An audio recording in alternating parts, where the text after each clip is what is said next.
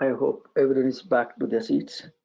With this, we will start third session of the day from Jaipur chapter. We have with us Vipin Jain, who will be speaking on IoT ecosystems, the good, the bad, and the ugly. Vipin Jain is a head QA and delivery manager at MetaCube Software Private Limited with 20 plus years of experience in IT, QA experience in, in diverse domain.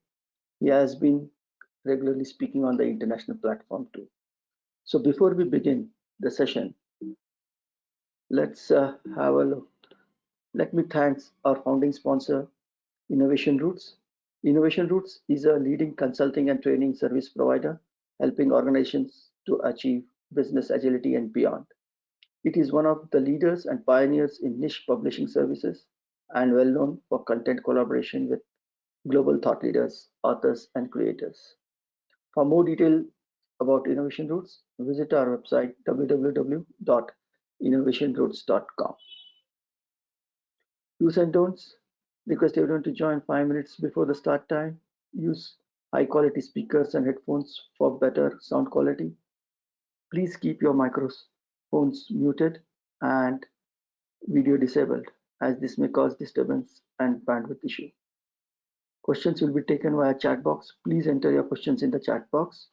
At the end of the session, the facilitator or moderator will help you to read out the questions to the speaker as per the time available. Please feel free to fill the feedback forms after the event to help us to understand more about the event management. We appreciate your cooperation. Thank you. With this, over to you, Vipin.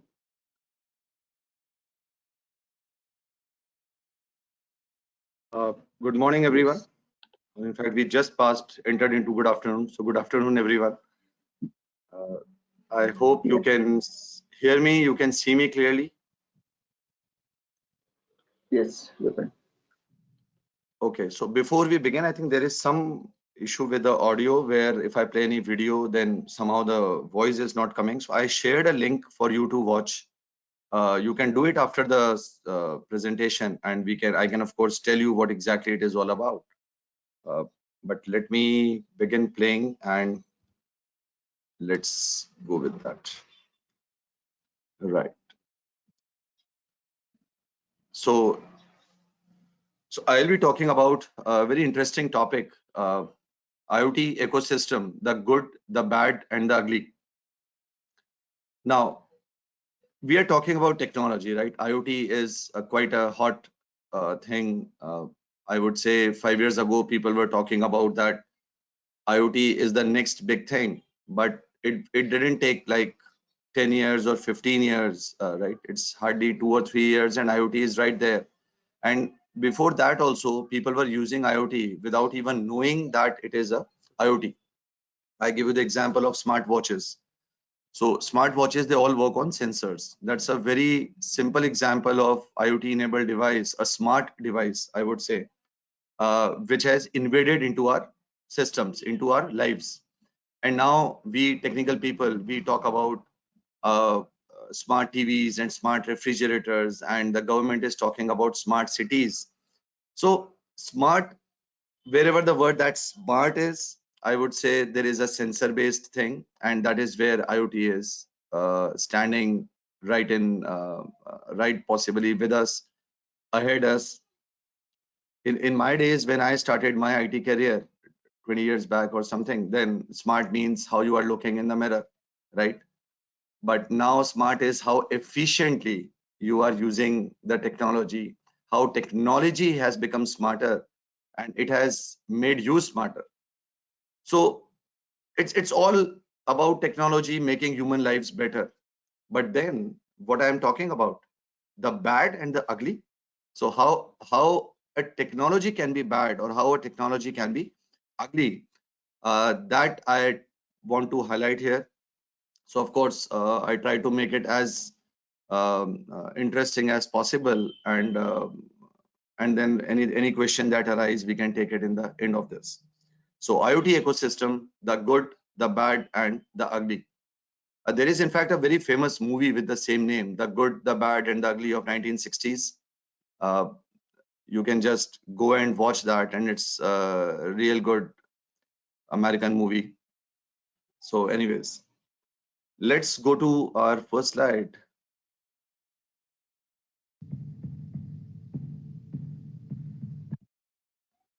So my first question is, can technology be ugly? Let's start the reverse way. Good we all know about, and of course I'll be taking more goods in this presentation, but the focus will be on the ugly and the bad aspects of something which has entered in our houses. So this is the place where the first video link that I showed you in the chat, you can watch that. My husband and I would randomly Can you hear this like somehow? I bet these devices are listening to what we're saying. Until recently, Danielle's Yes, we can hear. Yeah. Here. You can hear that, right? The video? Yes, yes. Yeah. Okay. Then let me play it again. That's great then. My husband and I would randomly joke sometimes like, I bet these devices are listening to what we're saying. Until recently, Danielle's home was completely wired up in every room with the Amazon Echo. Her family used the Alexa app to do everything from turn up the heat to turn off the lights. But Danielle told us via Skype that 2 weeks ago, their love for Alexa changed with an alarming phone call. The person on the other line said, unplug your Alexa devices right now. That person was one of her husband's employees calling from Seattle. We go around and unplug them all. He proceeded to tell us that he had received audio files, recordings from what was going on in our house. Danielle says her Amazon device in her Portland home recorded a private conversation and sent that recording to a random contact, which happened to be the employee in Seattle. At first, my husband was like, no, you didn't. And he's like, you sat there talking about hardwood floors. And we're, oh gosh, you really did. Danielle listened to the conversation and she couldn't believe someone 176 miles away heard it too. I felt invaded, like total privacy invasion. Like immediately I'm like, I'm never plugging that device in again. I can't trust it. That is the video I wanted to show to all of you. And it's clear, right? More and more devices we are allowing to enter in our system, they are actually invading our privacy. What we are thinking about is it's just a device, what it can do.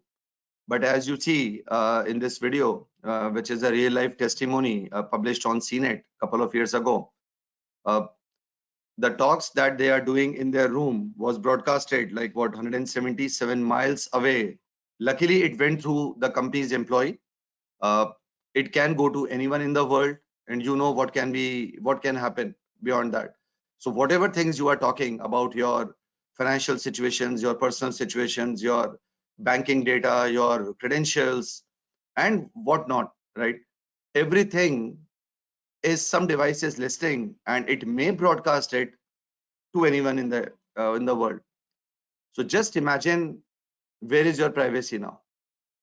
So we are feeling a lot of smart, a lot of, I would say, if I can use the word show off.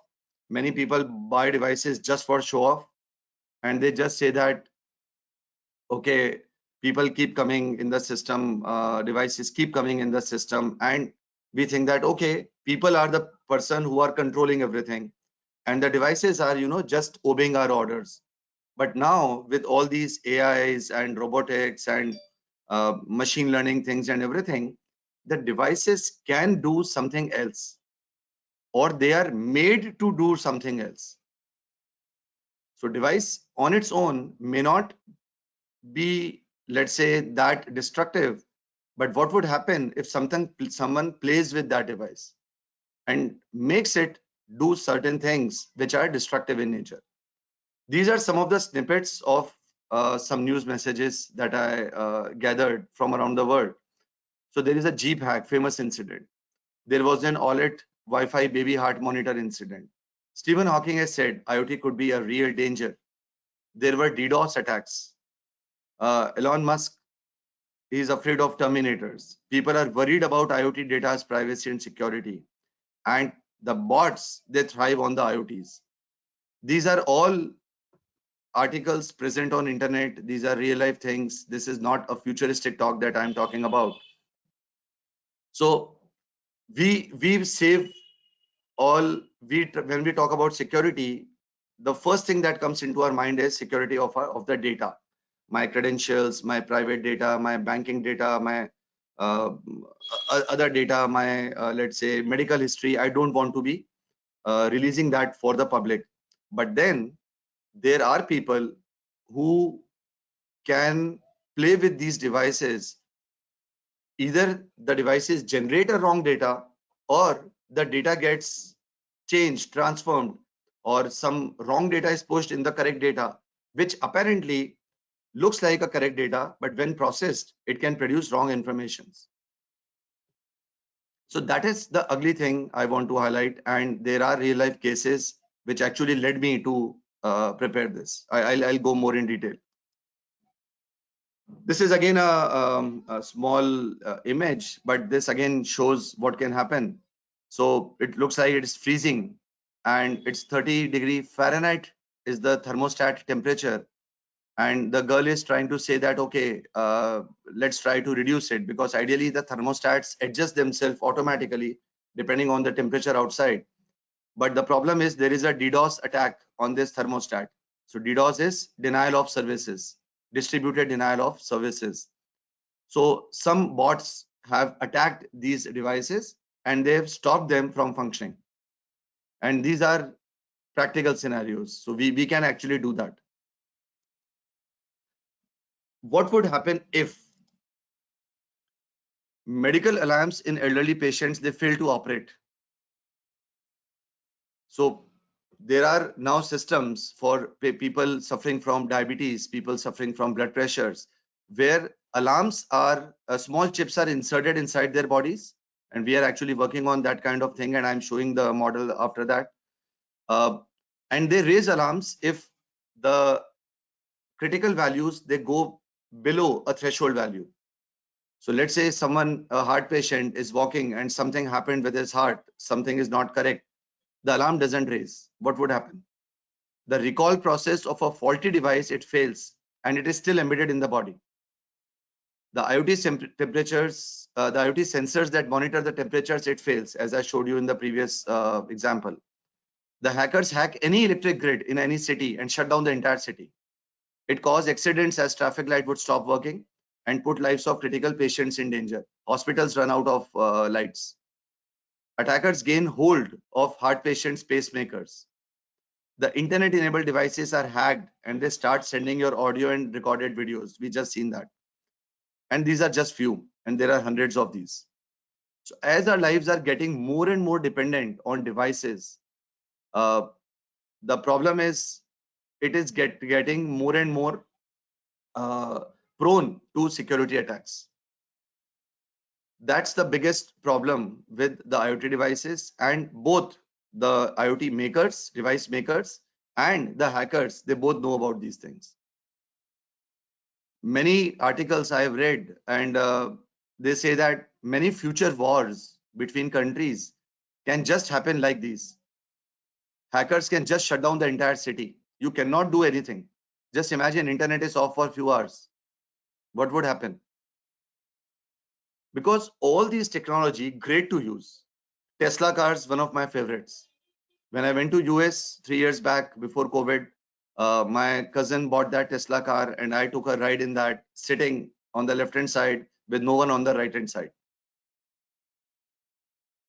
or sitting on the right hand side and no one on the left hand side, because the driving different. And I was scared. Let me accept that I was scared because no one is actually driving the car, but the car is still running on the road. And instantly my testing mind said me how these things got tested. Because one test case failure with a Tesla car can result into an crash. One test case failure for a chip inside an elderly patient can lead to his death. One test case failure for a smart city can result in a power outage. That's the tester thing, right? So that is why more and more focus are going on these things, because it's not an e-commerce website where a test case failure may lead to a few $100,000 loss. It's not a GPS site or something which a test case failure may take you to a wrong lane It can result in some time wastage, some money wastage, but lives can be still saved. Here in IoT devices and the other robotics and all these advanced methods, as our lives are getting dependent on these things, our lives are dependent, right? So in that case, if something fails, or if someone takes control of that and fails it, then you can just imagine what can happen. Now, just to give you a brief idea where all IoT has entered inside, it's entered in the smart homes, the wearables, cities, grids, industrial internet, connected cars, connected health, smart retails, supply chains, farming. And these are just the very few common things which we see around every day. But believe me, it's hundreds of other places where IoT has fully entered. Hack 'em all. See this video. That's from Fast and Furious.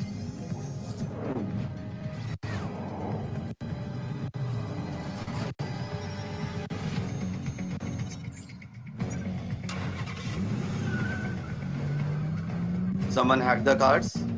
It's zombie time.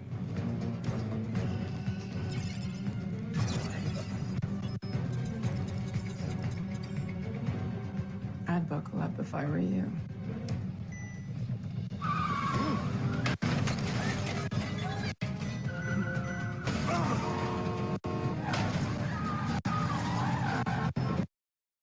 It's again a big video because it's a movie.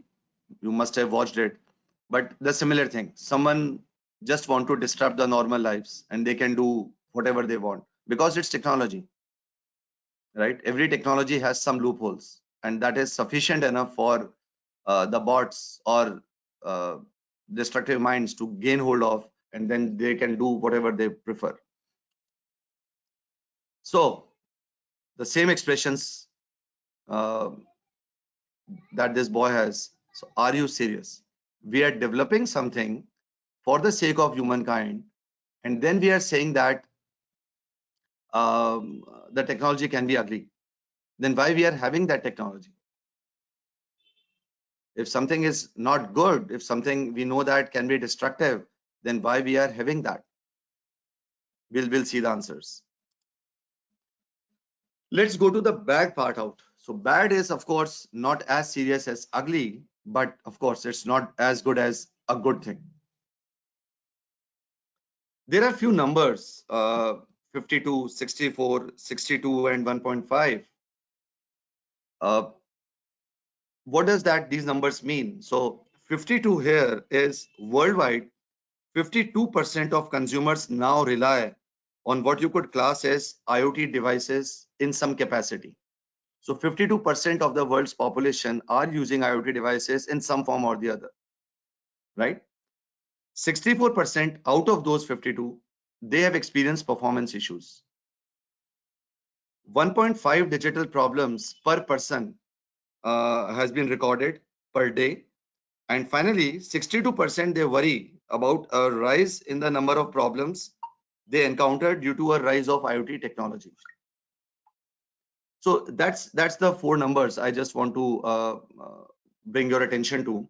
So almost half of the world's population is using IoT devices.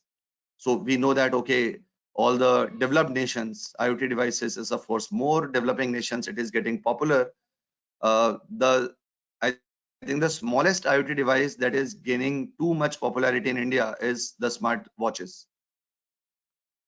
So we know that, okay, I think many of us even right now are wearing those smart watches, and we use it for few things. So our calories count, our possibly blood pressure count, heart rate count, and then the steps that you take entire day walking or jogging or doing exercising.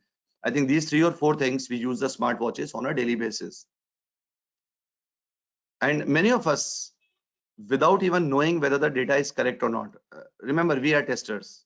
Most of us are testers, but we are just relying on this data. So if I'm running and it is say my heartbeat, let's say touch 95 or something, I automatically slows down. How I'm ensuring that actually my heartbeat is 95? We are not doing that. I'm not carrying a stethoscope with me. I'm not carrying a blood pressure monitor with me, right? We are just believing that this is correct. So that's the kind of, I would say, acceptance of the IoT devices into our lives. But then 64% have said that they have faced performance issues. The minimum performance that I want from an IoT device is I do not want any time lag. I do not want that I'm running fast now, but after 5 minutes, it will tell me that my heartbeat has crossed a certain threshold value. It should give me a result there itself. It should be runtime. Of course, it's dependent on your internet infrastructures and your, I would say, the brand of the watch or something that you are using. But still, a smartwatch is a smartwatch. It works on sensors, and sensors cannot afford to give a time lag. So if a patient is, if someone is a genuine heart patient or something, he cannot afford that 5-minute time lag. He needs to stop there itself. Alarms needs to be raised at the same time. And then per person, 1.5 cases they are opening. So these are the real life cases, or I would say the production issues. So if 1.5 production issues are coming to your Jiras every day, I am pretty sure your customers will be quite unhappy with your work, right?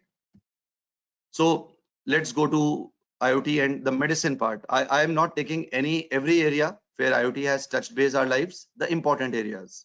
So IoT and medicines. The first column gives the percentage of consumers that would not trust IoT devices to administer medication. We know medicines is a life-saving thing, right? 62% global people do not trust. And which are the global countries? The most advanced nations: UK, USA, France, Germany, Australia, Brazil, Singapore, and China.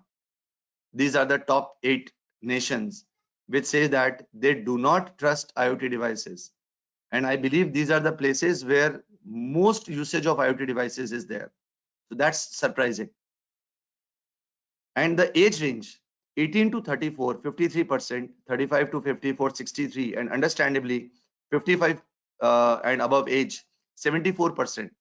Now, I can understand the last three data because people who are 55 and above, they are not used to depend on devices, right? But the alarming factor is here, the 18 to 34 age group, are your age group, not mine, your age group, I would say. You are the end users of all these IoT devices, all these IoT revolutions, but yet for medication, we are not preferring to use it because we are still not sure whether the performance issues are removed, whether the device is generating exact perfect data, exact correct data. What would happen if there is a slowdown in internet? What would happen if a device is not functioning? So we use it, but we say, okay, I'm looking at the data, but I'm not relying on that. That's the bad part. You are using something, but not relying on that. That sense of distrust is there. Similarly, percentage of consumers that would trust IoT devices to administer medication, that is quite low in these countries. So that's opposite to that. So what is happening is there is a sense of distrust still today between people, consumers across the world, especially in the developed nations. In developing nations, India and the other, I would say, India is still doing much better now, but because of its population size, IoT devices have not reached to each and every person. Let's talk about self-driving cars. People are obsessed talking about Tesla, right? You will find thousands of articles, thousands of videos everywhere. People talk about Tesla. India is trying hard to bring Tesla to India.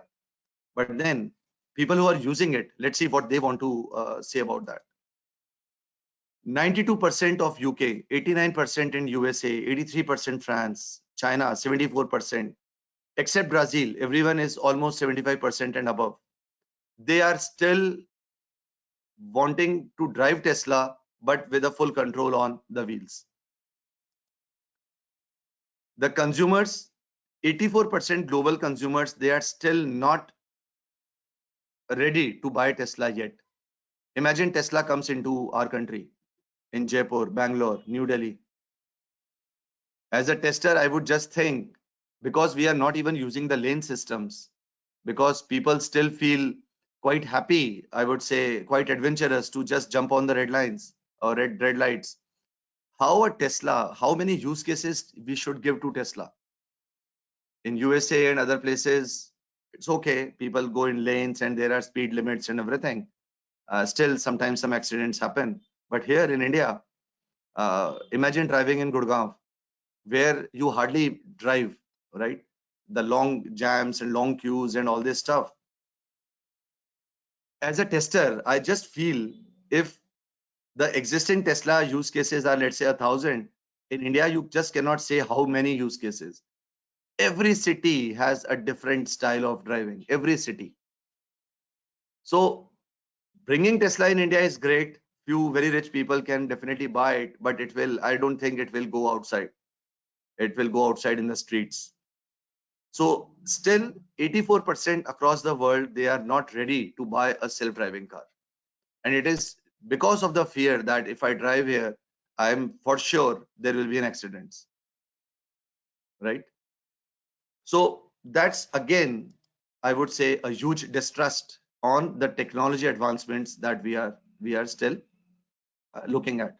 So we love talking about Tesla. We love going into Tesla. People in US love buying Tesla. But even if US also, if you go, the percentage is almost 92%, 89%. 89% people don't want to buy Tesla in US. So that's the bad part. So now we are developing technology. We are spending billions and billions of dollars, and brilliant minds are behind this technology. But yet the reach of this technology is very less. Technology for me, the best technology is which can reach to everyone. So the mobile phones that got developed or the internet infrastructure that has been improved across the country. Now I can drive like 500 kilometers anywhere from Jaipur and listening songs from Spotify on my iPhone because the internet is continuously on. Excuse me.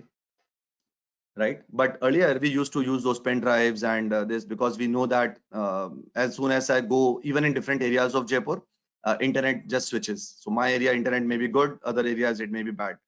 But that's a technology which has reached to everyone, even in villages also, on mountains, in Ladakh, in Kerala, in sea. That's the technology reach. So people love using internet. People love using mobile phones. But IoT, still there is a long way to go. And finally, the smart homes. People are still 68% homeowners still think that the IoT may not work perfectly if I am using it with thermostats. Yeah, right. Then 64% still think that IoT malfunction won't allow homeowners to control lights. IoT malfunction may result in homeowners losing control of their homes. So you may be standing outside and calling that Alexa, open the door, but something happened and the doors is not opening. 83% still believe that. And IoT malfunction worry about being overcharged for problems in smart meters. Smart meters are gaining popularity in India, but lots of complaints get lodged every day that the meter is running too fast or it is collecting more and more money than the actual usage. So of course, lot of things are happening in these things, but right now, to make these things popular, lot of things still need to be done. So I know a lot of work has been going on with all these things, but to make people confident using this technology, there is still a long way to go. The cause of all these issues. First, IoT just bombarded the market. Suddenly, there is a rush with every company, every person, every vendor, every manufacturer to enter the IoT market. IoT devices, now it's not a single company that is manufacturing it. Hundreds and thousands of companies all across the globe are doing that. The problem is not with the volume. The problem is there is no standard protocol on which all the IoT devices are made and on which all the IoT devices communicate with each other.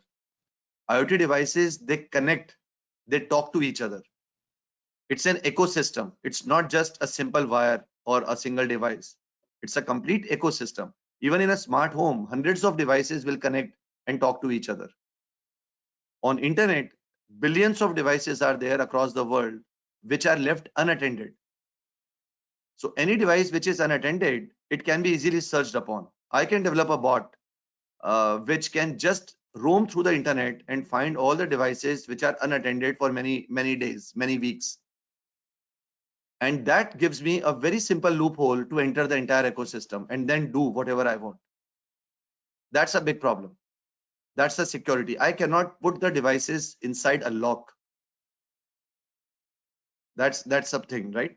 So all the devices within my house, they are connected, and then it is connected to a larger network outside my house, which is not under my control. So billions of devices, they are there. The problem is they need to communicate, and there are no standard protocols where they handshake every day. Then, excuse me again. Sorry. The rate of adoption is skyrocketing due to peer pressure and market competition. That's the second problem. If you are not confident, so let's say I can afford IoT devices, right? I can afford the cost. They are still costly. So it's not reaching everyone, especially in India. But I just need to buy it because my neighbors have bought it. That doesn't give me a reason. People just do that. People say, okay, he has bought this car, I will bought a similar car. He has bought this device, I'll go for a similar device. But might be that guy is much more, I would say, confident in using IoT devices. I may not know all the, I would say, the micro things using IoT devices or the security aspects about that. Or maybe my data is much more secured, much more critical than his data. We don't know all those parameters on which that guy is doing, right? But yes, there is a huge peer pressure. And this was not today only, before IoT devices also. If someone is wearing a good shirt and good trousers and good shoes or something, that peer pressure always comes to you. Oh, I also need to look smart. So now that looking smart is basically the use of devices. Smartwatches. I need to have a smartwatch. What do you want to do with the smartwatch? I don't know, but yeah, that's a fashion. Okay, go ahead. So that's why in India, smartwatches range from 2,000 rupees to all that Apple watches. So that's the first thing. As a result, what happened is the consumer wants to invest big, but is also increasingly skeptical about the software reliability. Fixing issues in hardware, software, firmwares can be too costly. IoT is not, as I said, it's not a single device. It's a mesh of devices. It's a mesh of hardwares, softwares, firmwares, protocols, and what other things, many other things. So if some link is broken, then you need to fix the entire thing. You need to check the entire thing. That's why end-to-end testing of an IoT ecosystem is a very, very crucial thing. And then replacing a faulty device with another can use compatibility issues, which is yes. The typical mindset of us is we buy a typical branded thing, right? You buy a big branded car, BMWs or something. But then if something happens in that, a tendency is, not with everyone, but a typical tendency is we go to local garages and we say that it's a small thing because I know if I go to the BMW garage, it may cost me more. So we just start the local vendors, the local shopkeepers, the local fixers. Can you do this? Can you just change this wire, or can you just change the wipers or something? Because that costs you less. But that happens with the things which are not connected. But if things are connected, because they are communicating with each other, their compatibility has to be assured. If they are not compatible with each other, the data doesn't flow, the communication doesn't flow. And then it would become a very costly affair to fix everything. And this is the problem coming from the first point, that staggering volume of IoT devices coming, and they come from different vendors.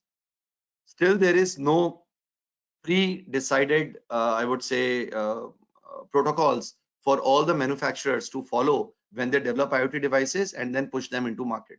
There are no standards yet.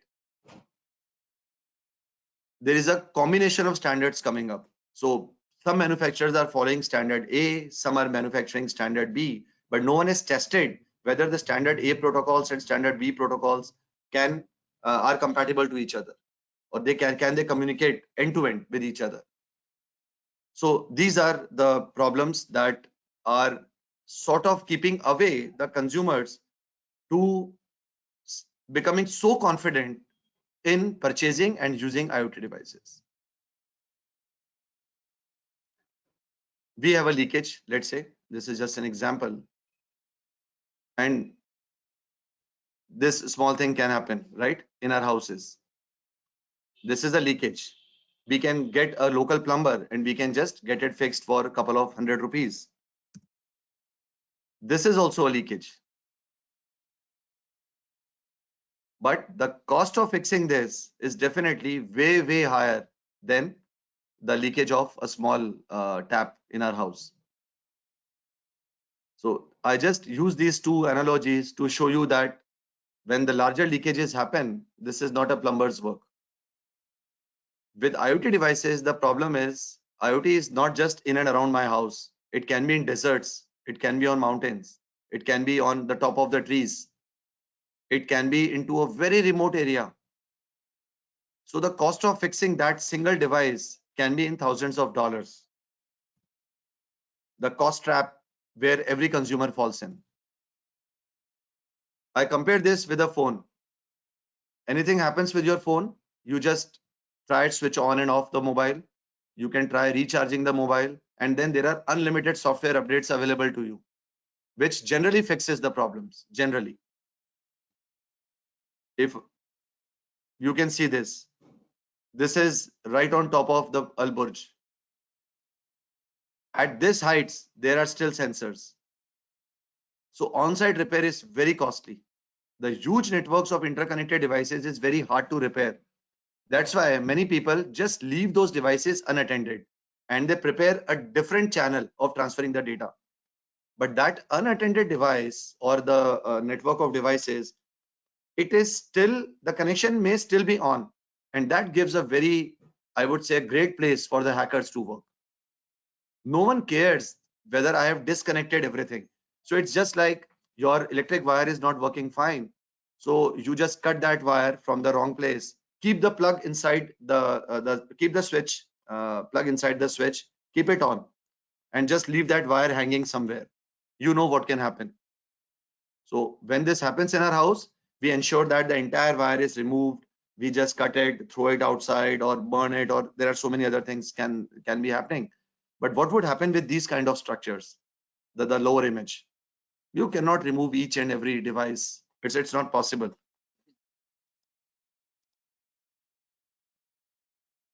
You will find devices like this. So for example, someone says a refrigerator is saying that don't forget to buy milk. And they can blackmail you also. This is a cartoon. They are not devices that, but I found this image very interesting and I laughed on that. So just imagine a weighing machine say that $50 or I tweet this out. I just say that how much, what's your weight? I don't want my life to be controlled by devices in such way. But we are actually going in that direction. With the race of getting smarter, we are actually going into these directions. That's the bad aspect. So we have seen the worst aspect. We have seen the bad aspects. Right? Those are the things. Now, next the question is, are there any good things left? Or Vipin is just telling everyone that don't use IoT devices at all because neither you are safe nor your data is safe. But sit relaxed. There are a lot of good things happening because no one is developing technology which is not for a use, right? Let's come to some good data. 2015, there were 3.8 billion devices as against 3.8 billion IoT devices as against 10.1 billion mobile devices.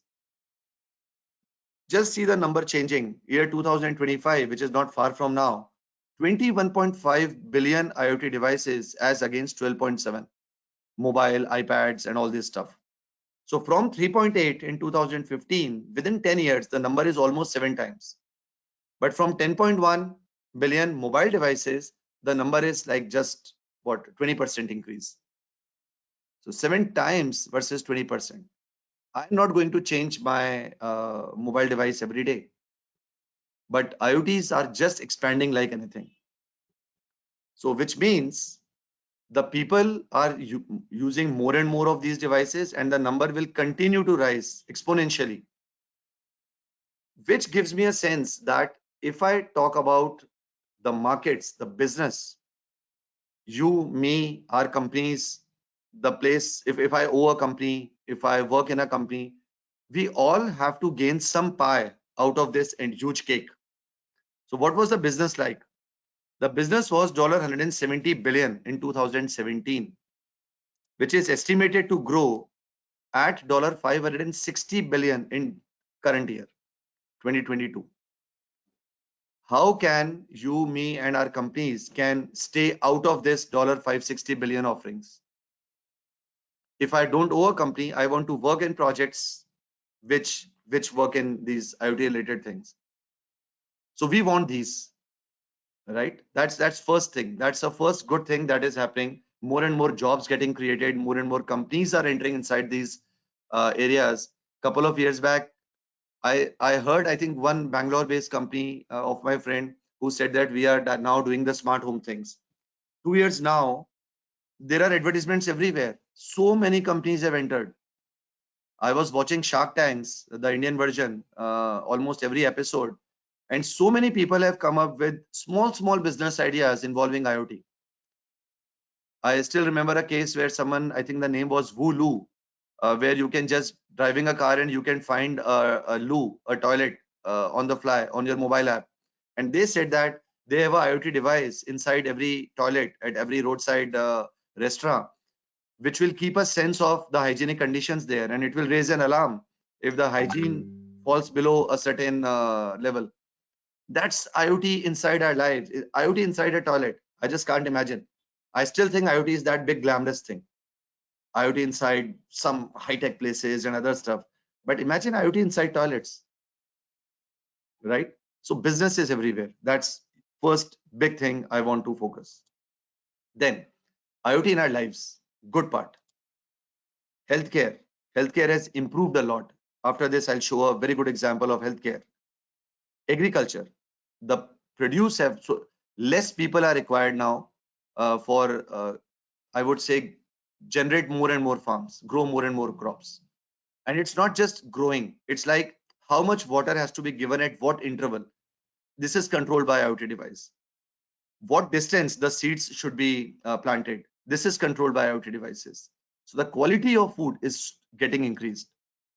Smart homes, we talked about a lot. Amazon Go, any one of you who has used it, that's a very good example of IoT devices. Smart wearables, we all are doing that. And then the driverless cars we talked about. So leave aside the problems with driverless cars, but the sheer pleasure of driving inside a driverless car, sitting in a driverless car, that's a huge thing. And again, the problem with the driverless car we discussed about, but the number of accidents in driverless car is way less than the people who are actually driving cars and crashing into each other. So this will definitely improve. This will definitely grow. Now I come to the thing that I just talked about. So this is a simple project we are working on. Simple it looks with a diagram, but actually it's a very complex. We are just doing a small part of it, right? Now, there is a human, diabetes, a diabetic human. I think I am slowly entering into my 50 age, just crossed 48. And diabetes is one of the most common problem everywhere. But what IoT is doing is, so IoT is putting a small glucose sensor inside your stomach, a very small chip inside your stomach. It is inserted. You can search internet and you can find these things within your city also. You can go to hospitals who can do these things for you. Then there is a very small insulin pump, a small injection, again put as a patch on your stomach, and then you can wear your t-shirts on top of it. On your mobile is the control algorithm that's present on your mobile. So you carry the glucose sensor and insulin pumps on your body, and the mobile is of course with your pocket. All these things are connected to basically a super, I would say, a computer within a medical facility. Now, what is happening is, on a regular basis, let's say every 5 minutes or 10 minutes, whatever interval we decide, the glucose sensor keeps on checking your blood glucose level. If it falls below a threshold value, it will raise an alarm. On your mobile, you will get an alarm.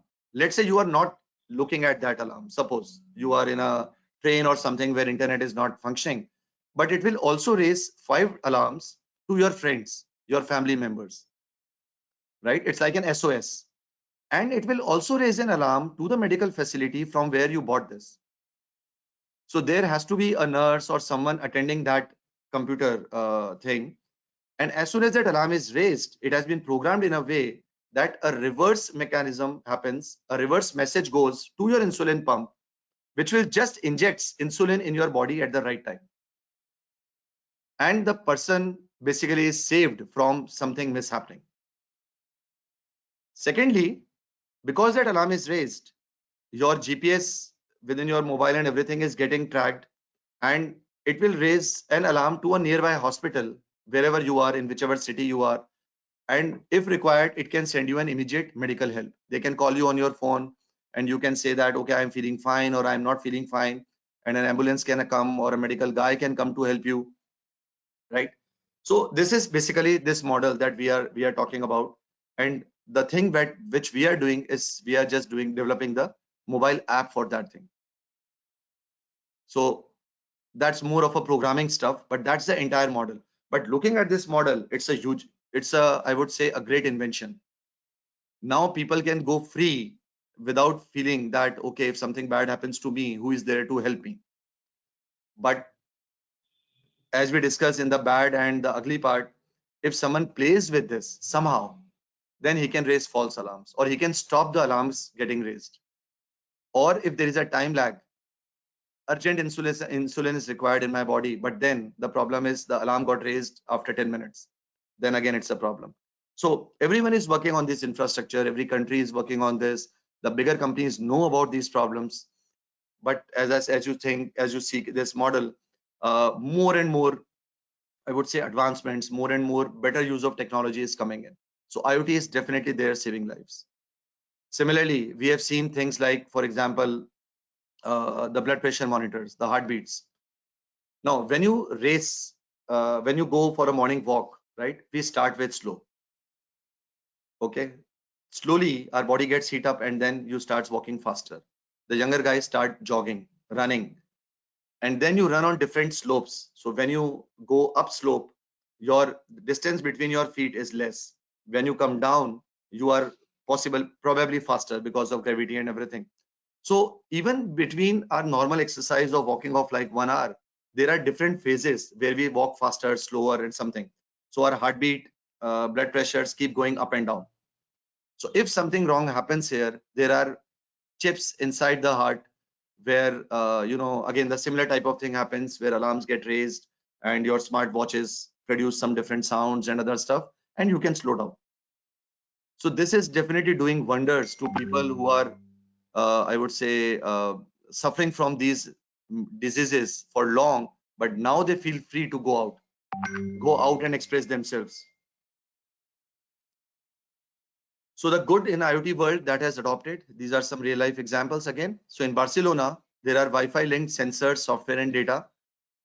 Analytics happening with this data, and thus it is providing city with smart water technologies, automated street lighting, remote controlled water irrigation in green spaces and water, fountains, on-demand waste pickups, digital bus routes and smart parking meters. This is happening. So if you have traveled to Barcelona, you might have seen these things. If not, just go to Barcelona, enjoy the nightlife, and enjoy all these technical advancements that is happening. In Chicago, they installed fitness trackers for the city. So sensors collect data about air quality, climate, and traffic, analyze it, and then send it to citizens to consume it. So Chicago is a city where, 6 months, it's a very, very cold city. And even apart from that, it's a very windy city. So when people jog, they are concerned about all these things. So they say, okay, let's install these IoT devices at various points in the city, which collect all this important data, and it sends it to the applications developed for the citizens. In Vegas, the city is relying on IoT to improve traffic, because Vegas is badly known for only one thing: traffic. Otherwise, Vegas is known for all, I would say, the good reasons. And then in South Korea, 35 billion cities getting designed to eliminate the need of cars. Again, real life examples, feel free to go to internet, just search about these things and you can read the big articles, and then you can see where the good advancements are taking place. Entire city is getting laid out in South Korea. The other good things: A&T enterprise building management systems, energy efficient frozen food with lineage logistics, reducing water consumption. So Lovis is doing that in this. Food waste energy with Emerson, smart farming with Precision King. These are all the companies that I'm talking about. AT&Ts, right? Your video optimizers, empowering farmers, scaling access to electric vehicles. You will soon see lot of electric vehicles inside our country also. Government is slowly moving towards that directions. So we know a lot of problems that is happening, but at least the direction is good. Direction is positive. Government is thinking about those things, and infrastructure is getting developed. That we can see everywhere. There are so many bottlenecks, but yes, it will take some time to reach there. In India, the case is like you have prepared 50,000 manual test cases, and now you are developing a framework and trying to push all those test cases within that framework. So we are developing in that way because, okay, let's not talk about that. You already know the reasons. But in many other places, like that South Korean city I talked about, you are developing a new city. So you can set up a framework earlier, then push all the use cases inside that. That is happening. So in the end, we all know the good prevails. The ugly and bad always loses when it fights with the good. That's the Indian mythology. That's the Indian movies that always happen. The good prevails. So I hope the same happens with technology. There will be less and less cases of the bad and ugly. And I strongly believe that, strongly pray that no one of us has to face that bad and ugly side of technology, not just IoT, of any technology. And we just spend our lives happily using technology for our good and for good of the entire mankind. That's all from my side. I'm open to your questions. That's me and my wife, who are writers of this thing, but I was presenting. That's it. Thank you. Thank you, Vipin. That was really insightful. I think people had a really great time to know what's all happening in IoT and all its good, bad, and ugly. So, even though we have overshooted our time, let's take a couple of questions.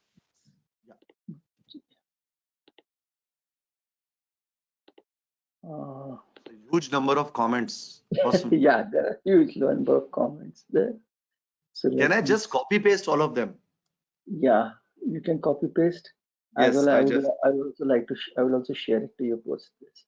Yeah, I just copied them. I want to read them once I'm done with all this thing. Okay, sure. Thank you. So, as we see,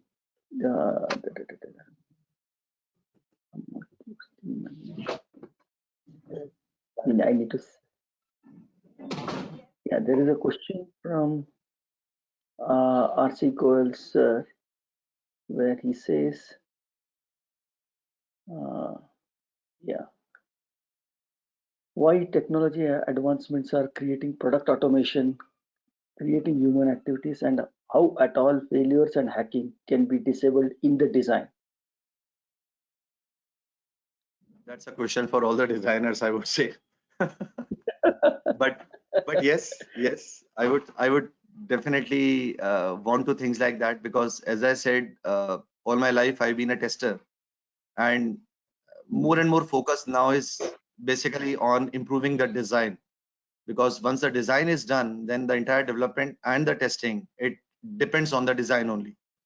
So we need more strong minded people, I would say. And it's not just us to learn the designing. I would say this should begin right from our colleges, because not everyone can be a good designer, and with technical designs it become even more difficult. So you cannot land in a job and then say, okay, now you are a 10-year experienced guy, so why don't you enter inside the design?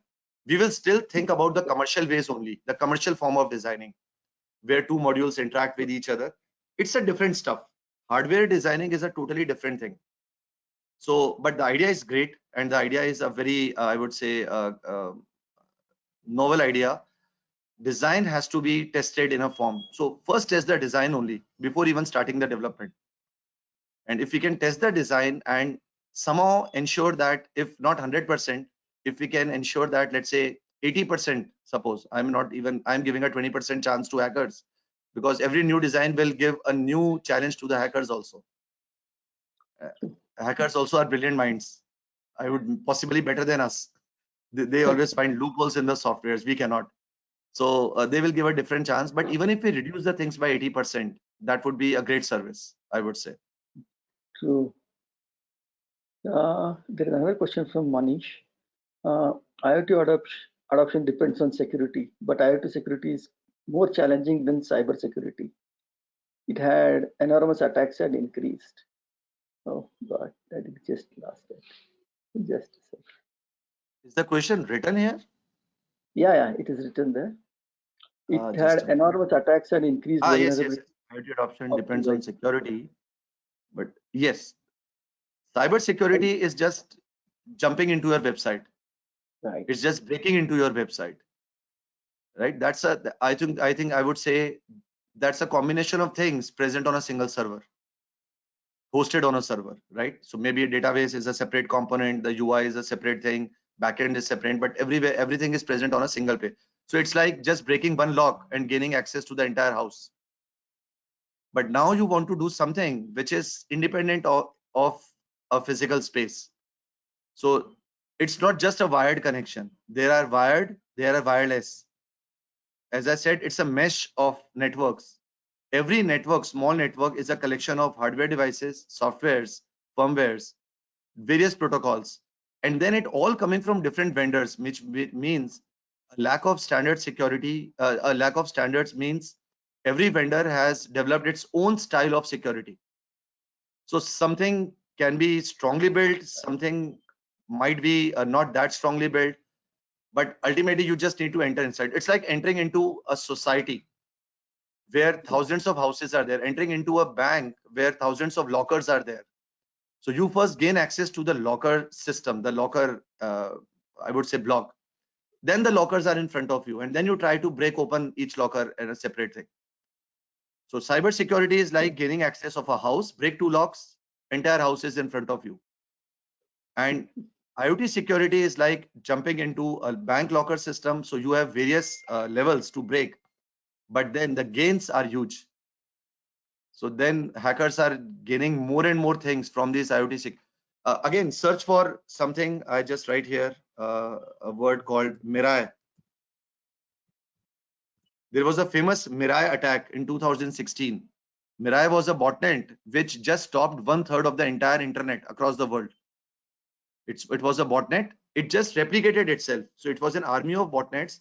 They just traveled across the internet and they gained access of all these unattended devices. Because at that time, every company was just trying to push IoT devices for the user. No one was caring about these things.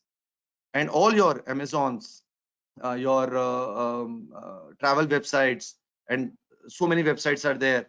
So there was a famous line, Mirai, Mirai on the wall. Just search about that. I am forgetting many things there, but it's one of the first, I would say, major incident happened with IoT devices. Mirai botnet issue. Just search that and you will be amazed to see what all has happened so far. Yeah, that's fantastic. You have so many stories. In fact, I think we can do one session on that itself. Exactly. Stories of IoT. Exactly. You just constructed me. You just restricted me for this 40 minutes. Yeah, sure. So, with the interest of time, we will end our session here. I would like to thank you on behalf of our overall all community members.